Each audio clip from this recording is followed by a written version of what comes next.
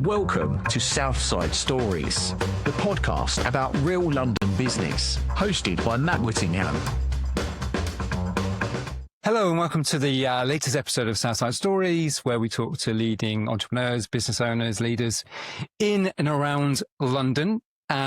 Usual reminder, if you haven't already, do subscribe wherever you get your podcasts. Lots of great guests coming up. Today we have Andy Matthews. Hello, Andy. Hello. Thanks for having me. Pleasure. I'm really looking forward to this because it's a subject that I love talking about, and we've had some great guests around architecture, and you are an architect. And we're going to start talking about your practice, where your focus is. We're going to talk about business development and AI, of course. No podcast is complete without talking about AI for a little bit. So we're going to get into some of that and some of the great projects that Andy has been working on with the Andy Matthews Studio. So great. Should we get into it then?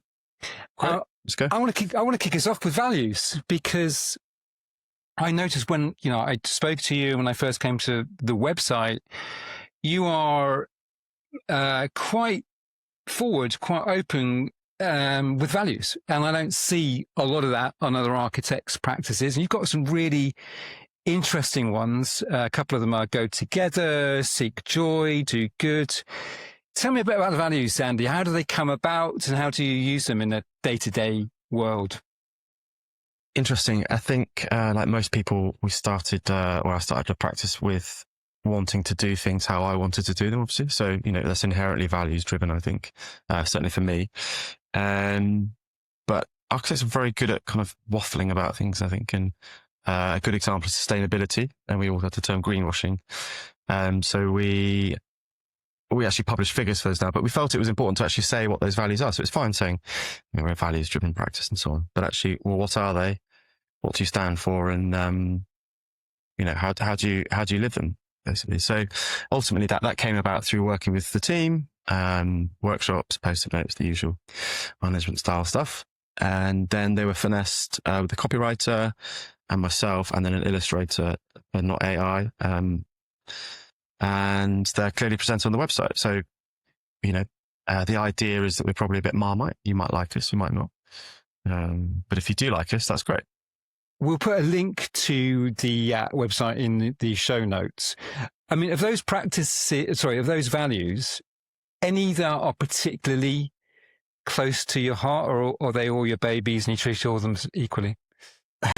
Good question. I think the first one ultimately, so go together. So, I mean, if I look at my career and think about all the projects that have been successful and how we can talk about how you measure success, I think they all involve a team. They don't, we can bring a lot of energy to a project. So we talk about that, but without brilliant consultants, brilliant clients, brilliant builders, all those kind of things, it doesn't really work. And the idea is that we want to work with the best people who share our values and want to do really good things. And do you refer to the values, on a day-to-day basis with the team? How often do they get aired?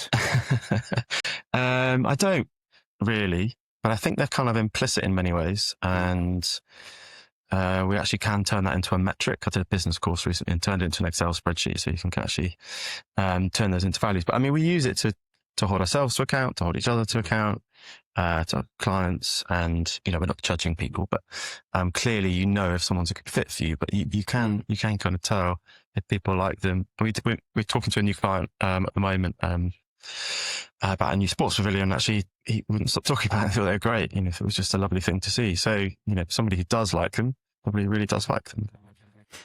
You talked, I think, just before we came on, about they could be Marmites. They force sometimes a reaction.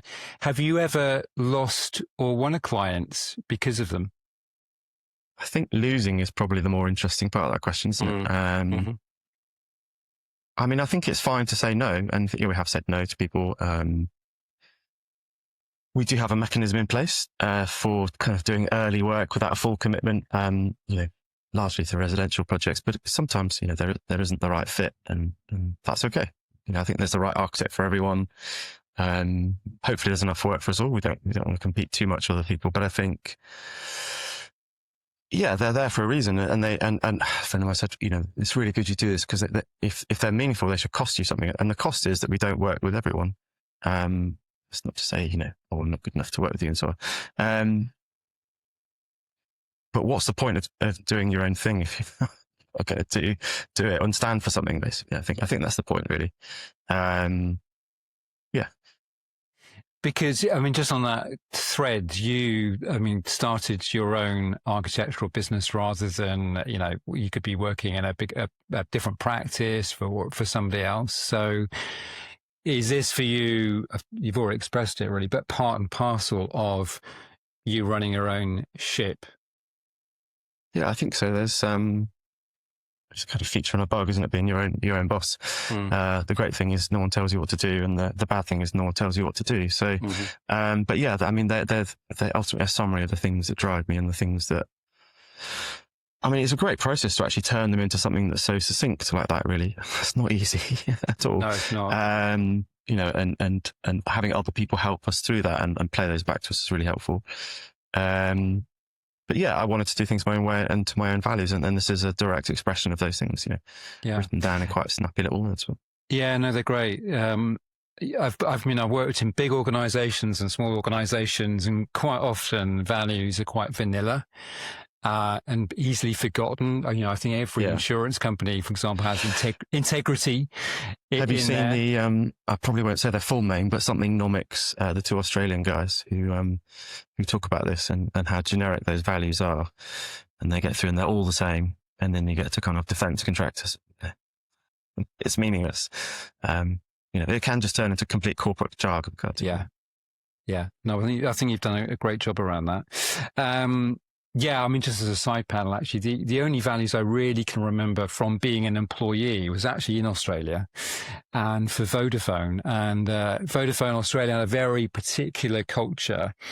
And their, at the time, values were red, rock solid, and restless, which easy to remember. And they stood for something. So red was all about challenging the big incumbent telco, and restless was we never stop trying to do the right thing for our customers. And to this day I quote back those values often. Let's switch tack a little bit. Business development. Now this kind of big area, because every client I talk to, every prospect I talk to, every business leader I talk to, business development normally comes up at some point. And in architecture, I think it's particularly interesting because, in a creative type business, there's sometimes a tension between doing great work, designing buildings, but also the other side, which is you're actually in business, you're looking to make a profit.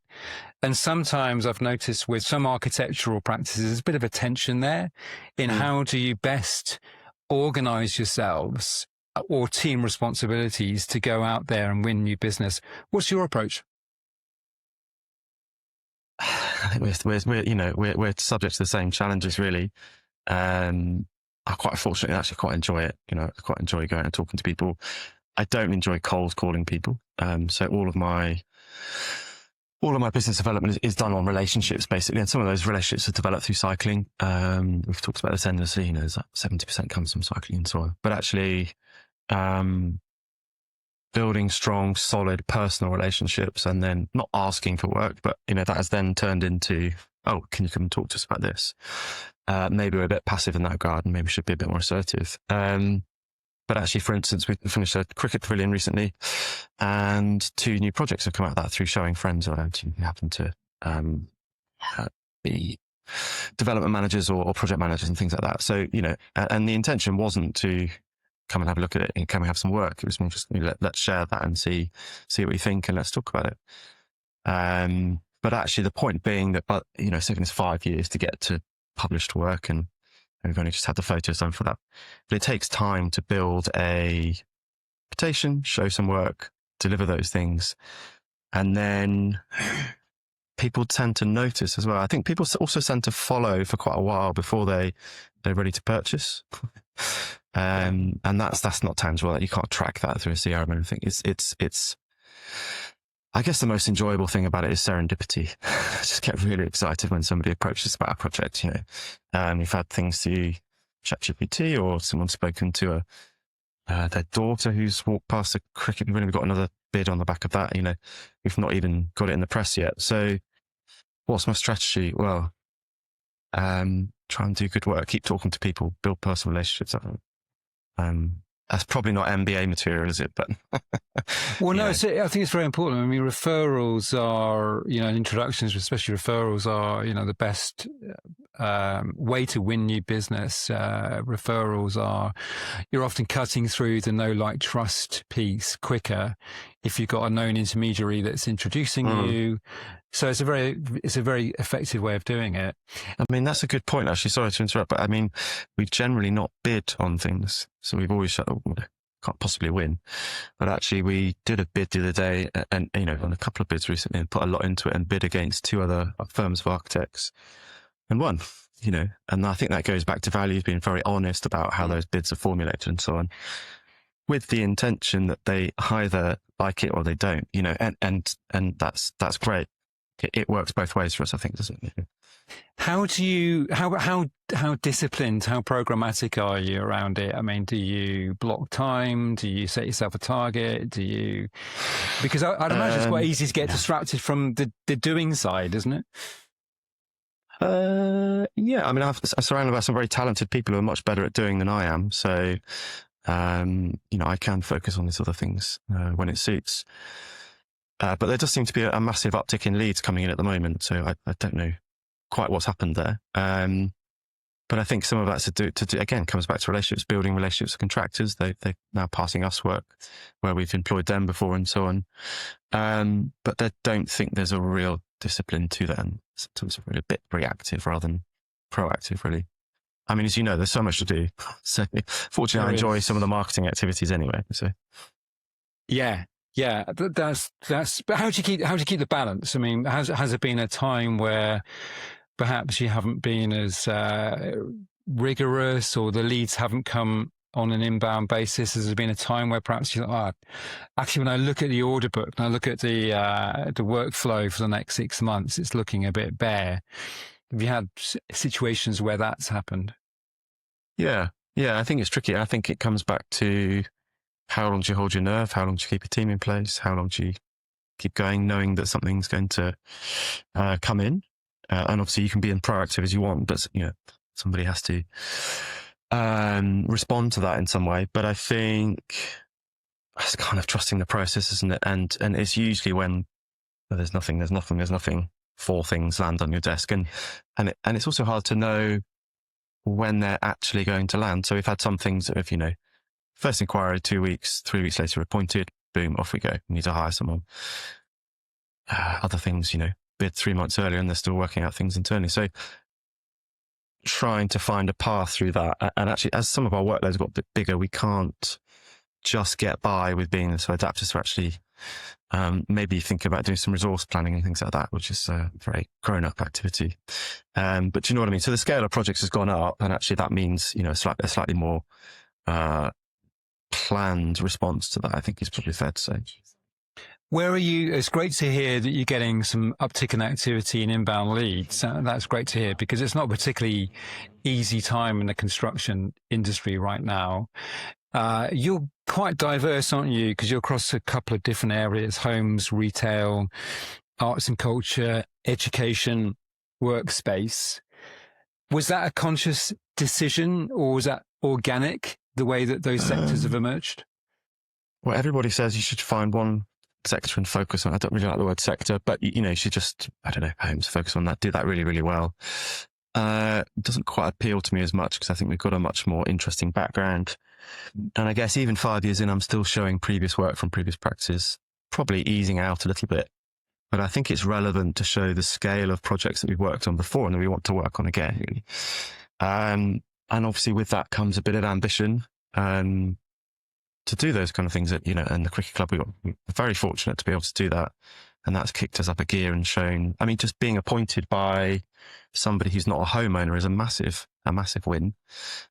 Shows that you're capable of doing those kind of things. And we've always pitched ourselves saying that, we worked on multi-million-pound projects and brought that experience down to smaller practices rather than starting small and potentially not doing things so well.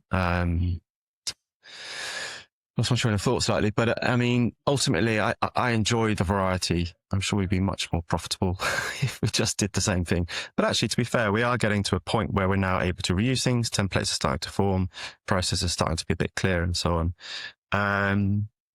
But I think the thing that unites those things really is the values. We come back to that. Some great clients, solving problems, and I think, yeah, the problems thing is really interesting because it also brings quite a lot of intellectual stimulation and creativity as well, I think. Yeah, so I think there is a link between them potentially.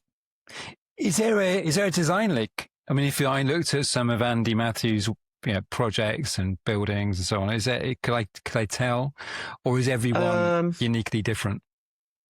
I'd like to think that there's no real signature, but actually I think there are patterns and things starting to emerge. Very, very interesting timber construction, low carbon design, those things, and using very, very simple, low cost materials in more interesting ways, like crinkly tin is my current obsession, because £18 a sheet, and so on. So, there's things that I like to have fun with. I think it's something to be careful of, that you don't end up just doing the same thing over again, because learning is and kind of solving things is the goal, really, not just repeating them. That's not the practice that I really want. So somewhere in between the two, maybe. What are a couple of examples, Andy, of some great work that you're particularly proud of? You talked about the cricket pavilion. What are a couple of other examples? Our store for Tracksmith on Chiltern Street, I mean, is a particular favourite of mine. Put a lot into that. I worked with a brilliant client, design leads, and fabulous team of people in every respect, and achieved a huge amount. Cricket pavilion, obviously, that stands out. They've been trying to do that for 15 years, and our client managed to push that forward. So again, it's about this go together thing. Very proud of some of our residential retrofit work. So we've done a lovely project in Camberwell, which turns out to be super highly insulated and low carbon design, but not. They're trying to do sensible things, of course, not really kind of designing it by numbers is probably a best way of describing it. So, and some of our more retail, actually, some of the other things, looking at some of the pictures on the wall, but we just opened a second running store in Edinburgh for a client called Intool, and they're very creative and do a lot with very little, and it's extraordinary to see, and just a very, very different way of working in terms of design, because you give them a thing and then it migrates and morphs on site, and it's all still wonderful. It doesn't matter. But we've solved the core problem, which is the customer flow and the layout and the kind of the big ideas. And yeah, all those things are really rewarding in different ways. Tell me more about the collaboration between you and a client. I mean, where does that really work from your perspective? Is it when there's a openness to ideas, or? Yes, yeah, holding each other to account, I think is great. I mean, I go back to our retail store in Chiltern Street, and our client Russ, just pushing ideas to each other for 9 months throughout that whole thing about how it could be better. Often late at night and WhatsApp and things like that, which is fine. It's not for everyone. But that just kind of constant stimulation and thinking of new, and okay, you have to draw it and build it at some point. But you're kind of iterating and improving, and can we do this? What about that? Does this work? And I find that adaptiveness really interesting, actually. I had a client in Peckham who said to us, I think they'd chosen between us and somebody else. And actually, I think it's one of the nicest things that anyone's ever said about us, but we've never actually written it down. But I think they said that, we kept on coming back with drawings and showing them things, and they'd critique it. And they thought that if they'd have gone with their other architect, we would just stopped after the first critique. The critique was brilliant, because the more you give us, the more we can respond to. It's like, okay, that's not right. Let's rework it. We can have a think about that. And that iterative approach and collaborating is probably the most fascinating thing about my job, really. Dream job. Yeah, great. 5 years in, what's changed in 5 years? What are the key things that you've seen change? I mean, one of them might be AI. Mm-hmm. I mean, I think the first thing is, I mentioned earlier, but just how long it takes to actually get started with an architecture practice, I think is, 5 years in, and I think we're only just getting to the point where we're building momentum, really. Yeah, talk about AI. I think I love it and hate it in equal measure, maybe. I mean, yeah, look, we have a Claude team plan and various other things.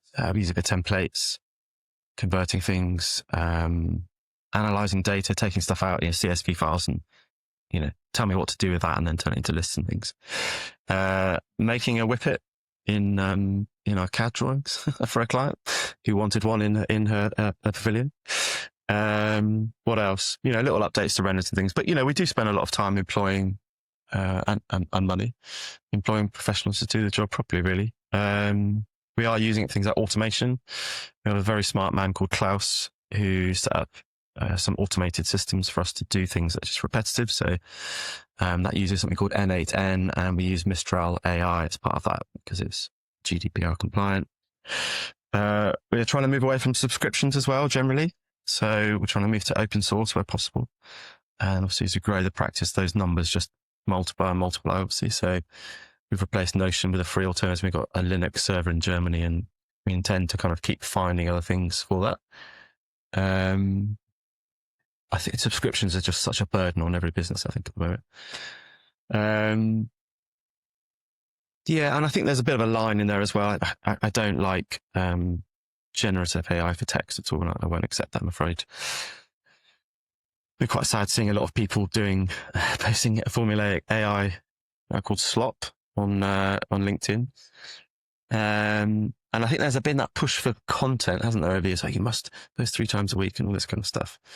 But this kind of thing, I didn't have time to write a short post, so I wrote a really rubbish long post, which I didn't write. And it's just that formulaic thing. It's like, if this is then that, and and yeah, it's not great.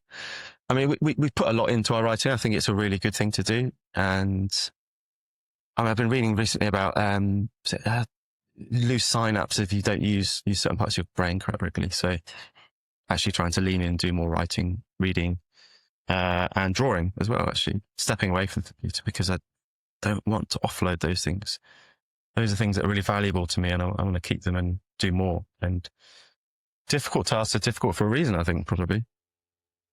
So you're using... writing is hard. It's really hard. It is. It is. Especially you got a blank piece of paper in front of you and you're trying to get started. Yeah.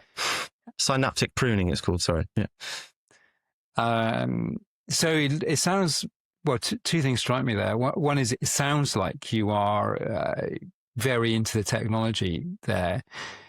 Some of those tools that you're using. Where do you think some of the key gains for you are? Is it speed? Is it taking out drudgery and the process side? Or, I mean, I've talked about it before, but the whole idea of computing in the 60s and 70s, California and Berkeley and all that was, we'd all be doing a 3-day week because computers would do everything for us, and that hasn't really happened, has it? It's just got more admin and managing Outlook and inboxes and so on. So I think ideally we can automate as many tasks as possible and process based. And that's not actually AI, like the stuff you could have done for years anyway. So it's quite straightforward stuff, but I think that's where we should be using it. And freeing up more time for creativity and dealing with difficult tasks, basically. I was talking to an architect this week, actually, called Carl, and I was asking him, he has a 30-year career. And I said, yeah, he must have seen a huge amount of change. He said, yes, when in the first studio that he worked in, it was all drawing boards and the tracing paper and stuff. And I said, do you miss that? And he said, well, actually, yeah, I still do it. I still draw, and I find it quicker, and I like the nature, the tactileness of it, and I love the expression of ideas that you get from drawing. I did actually start in an office that did the same, believe it or not. And we had one computer with 15, 20 of us, I think, in the corner, which had an email program called Turnpike on. You have to stand up and walk to it and check your email. And then there was obviously sneaking that you would take a physical disk around the office to share files and so on. And I think there was only like 2 Macs in the office. But I really enjoyed drawing. And I often refer to it as the quickest way of getting something in here on top of it is literally a direct connection. So sketching, thinking, doing through that, let's talk and doodle together. I think doodling together is one of the most enjoyable things you can do. And in a work environment. So. You mentioned there a 4-day, that dream that for Utopia, a 3-day working week. And I agree, we're quite a long way off from that still. But actually, you have done something interesting in that area, because I think you have a 4-day week, don't you? Is that right? That's right, yeah. Everybody gets Friday off for no loss in pay. And we try not to work overtime during the week to kind of make up for that, but that requires quite a lot of discipline. Sometimes I'm not as good at. But yeah, it's counter to the culture of our industry, which is work more hours, do more options, do more things, do more stuff. And obviously, as you know, the longer you work, the time just fills it, doesn't it? So, look, I love working. I love being here and doing all these things. But actually, the most important thing is not working, being creative, and giving your brain a bit of a rest. Actually, we employed someone recently, and we want them to relax on a Friday. You can't really put it in the contract, but we want to pay you enough so you don't actually have to take another job. We'd rather you just had a day off, went to post office, went something, I don't know, whatever you want to do. Or, I think it's just reframing things after COVID and so on, isn't it? We're all trying to lead better, more rewarding, fulfilling lives, I guess. Yes. I mean, there's something called Parkinson's law, which is basically, I think he was the first guy to notice that, work expands to fill the time available, which is very true. So you found by going even to 4 days that you were able to, the team and the outputs and the productivity is still where you want it to be? Yeah, I mean, we don't know anything different really. So we started on that basis, but it's not easy to shift an existing team to that, I imagine. Yeah, I think it takes a certain type of employee to be able to do that. Not everybody can. And we try and interview for that now, but I think a lot of people have a misconception that it's going to be really easy. It's quite the opposite, obviously, isn't it? So, you've still got the same amount of stuff to do, same amount of money to bring in, and clients to keep happy and so on. We do try and be a bit flexible. If you're running a job, you're expected to answer an email or confirm a very brief query to site, but you shouldn't really be doing more than 20 minutes or something. The world keeps working, doesn't it? So, but actually we find that a lot of people don't really do much on Fridays anyway. So, when you say a certain type of employee, what attributes do you think would work in your studio? I think there's a certain pace you need to be able to manage to achieve that. We still have to get a lot done. Don't forget we're competing against people doing 60, 80-hour weeks at times, of course. So, prioritization, communication, openness is, maybe we're just listing the values again, but ultimately one of the, coming back to the values, actually the most interesting one for me is this own it. And the diagram for the illustration my friend Andy did is of somebody sweeping the floor. And that's from story about JFK Kennedy. visiting rocket scientists. As everybody knows, every corporate lesson has been learned. But ultimately, for benefit of others, he asked him what he's doing. I was sweeping the floor. I'm helping put a man on the moon. Well, actually, one day you're the leader, the next day you're the supporter, so everybody has to chip in ultimately, I think it's probably the same. So I guess that's going to reduce ego maybe. You can't just be the star every day. I'll check your spelling. I'll proof it, and I expect others to do the same for me. So we do have to have a structure, obviously, but I much prefer treating everyone as an equal, really. Yeah, that's great. And I mean, talking about support and team, let's just talk about the talent, younger talents. And there's been a lot recently in the news about NEETs, not in education or training or employment. Quite hard for young people to get going in any profession, but probably what's it like in architecture? for a young person setting out now, do you think? Really, really hard. I think it's, I had a very, very different experience. I just walked into jobs, and if I left one on the Friday, I could get one on the Monday type thing. I think if you come back to a conversation about AI, but if it's removing some very simple tasks, then those are tasks that you'd normally learn things on, quite repetitive and mundane, but you're put in an environment and awareness and so on. Our first employee was a part one. It's somebody who's just done a degree in architecture. And since then, we haven't actually employed anybody else at that level.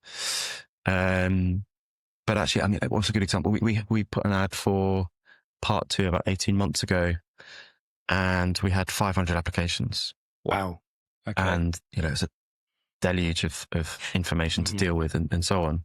And we just, Hannah just started us yesterday. But actually that was through a contact that we met her, and, a lot easier to decide in that way. So I think unfortunately, it might come down to network and knowing people and so on. But I don't envy anyone who's trying to find a job in an open market at the moment. That's most of things. Just in terms of the amount of work that's available for practice and so on, PR budgets are down, marketing pushes down, and obviously, cuts are being made across the board, aren't they? If you were, is Hannah, is that a part one or a part? Yes. Part one. Okay. Yeah. And part one is when you've done your first degree and then you have to do your placement? That's right. Yeah. So you're meant to do 12 months. Some people do, 2 years, and then you go back to university for another 2 years for what's usually called a postgraduate diploma, I think, which is commonly referred to as your part two. One thing that I've seen that work really well is the apprenticeship scheme that, fortunately, I think has just been reduced by the current government. But it's a great way of actually being in practice, which I think is a brilliant place to learn, and doing your part one at university at the same time. So I think that's an ideal way to learn, really. And I hope that I'm led to believe that that's been reduced or funding's been cut, but I hope that something like that comes back again. If you were a young person starting out on a career and you were looking for opportunities to either as that part two or part one placement, what advice would you give to somebody? I would just go and find anything to work in the built environment, really. Go work on a building site, go and go work for a cladding manufacturer, go and do some kitchen worktop drawings. I don't know, anything you can just to kind of see stuff. Go and work for a data center place for a month, see what's going on there. I don't know, but anything you can just start talking to people and getting in, because that ideal job doesn't really exist. Some of my jobs in my earlier career were brilliant. They weren't probably the best design practices, but I learned so much from it. And I think just getting into the network and the conversation and just building skills and talking to people, I think is the single most thing you can do. Yeah.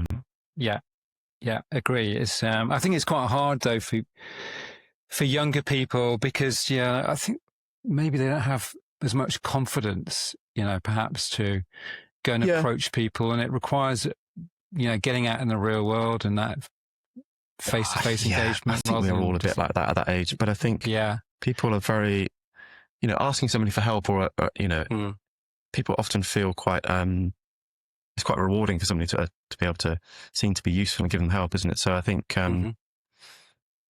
speculative messages and emails on LinkedIn and things aren't the one. But look, it's very difficult if you're not from a more well-to-do family as well, isn't it? So, trying to be in the right room with the right people is very difficult. But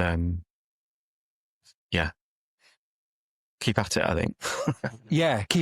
Keep at it. Yeah, try and meet people in the real world. Yeah, get off LinkedIn, because that's just that's thousands of applications for any job posted. LinkedIn perhaps to with a view to trying to get to a call with somebody or going around to meet them perhaps, or grabbing a coffee or something. I think that takes the conversation to the world. Yeah, I think having a presence there and having a visible CV and portfolio there is great. But cold calls and things are quite difficult. Just they are the admin burden that we all face anyway. So trying to cut through that, I think, is really quite tough. Yeah. But great, you've given somebody an opportunity with their part two. Yeah, seems great. Day and a half in. But yeah, quite excited about having a fresh face in the studio and I guess challenging us all a bit and showing us some new things maybe.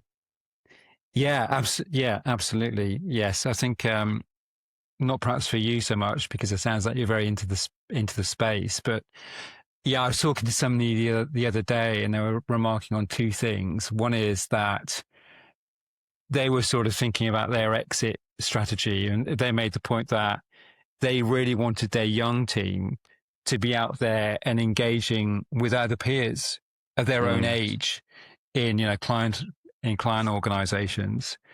And the other thing was, although he was very curious about AI, he was looking more to the team, the team that are just coming through and emerging as new talent, to bring in, creativity and ideas around how AI doesn't replace the design and the human aspects of architecture, but can help streamline the process.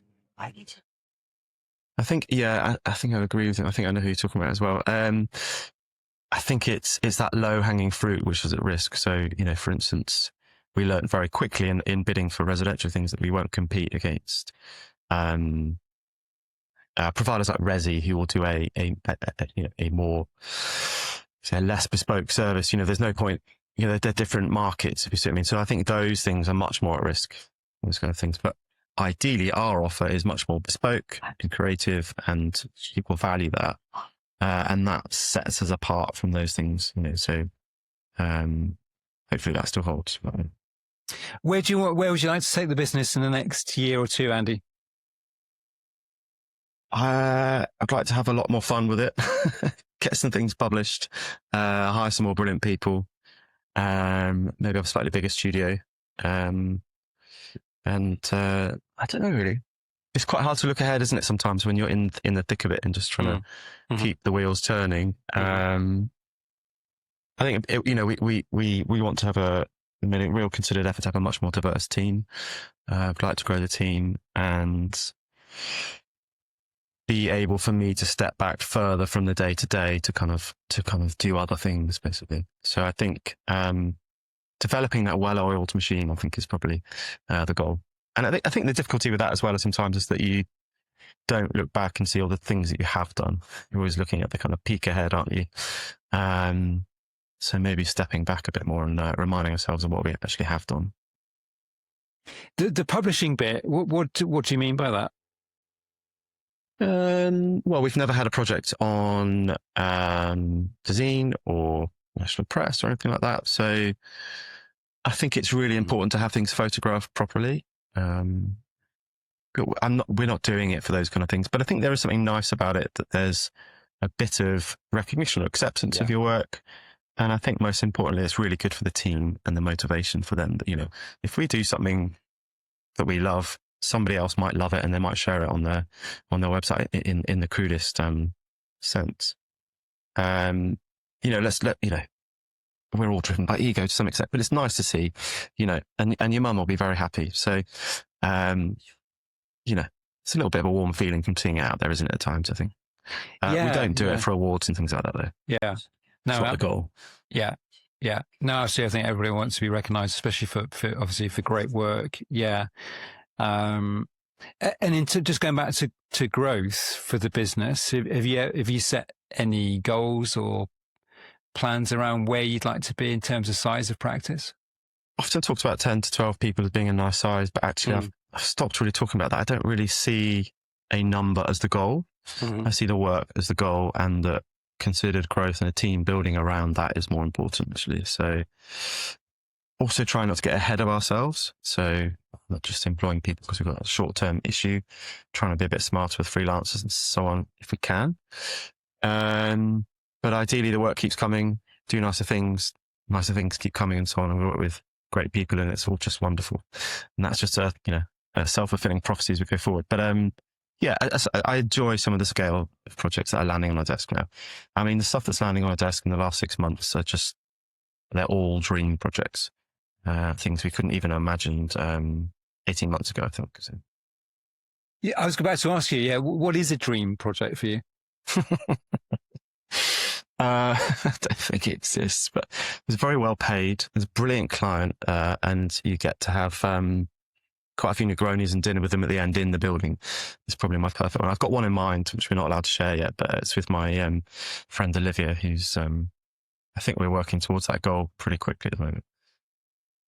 Great. Well, wish you good luck with that, Andy. She's done some great work. As I say, we'll put the link to the website on the show notes. I hope it goes really great with the team, and fantastic. You're giving some new talent some opportunity. And thanks very much for spending some time with us. Thanks for having me.